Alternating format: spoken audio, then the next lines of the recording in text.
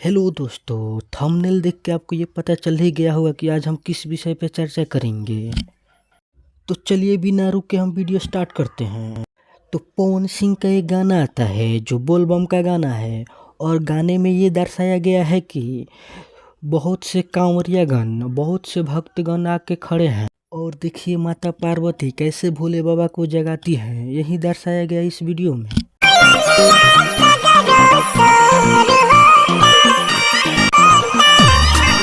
फिर 2 दिन बाद खेसारी लाल का गाना आता है हिरान बम, जिसकी क्वालिटी भी बहुत अच्छी होती है।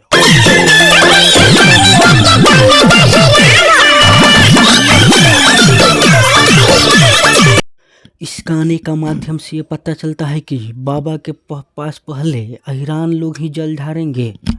गाना तो हमारे जीवन में मनोरंजन का जरिया है, पर इस गाने के माध्यम से देखा जाए तो इसमें अहिरान जाति का नाम लेकर कुछ तो जातिवाद किया गया है। चलिए अब बात करते हैं नंबर 1 और नंबर 2 पे कौन है। नंबर 1 पे पवन है या खेसारी। चलिए देखते हैं। ये पवन सिंह का जो गाना है 3 दिन में 65 लाख लोगों ने देखा।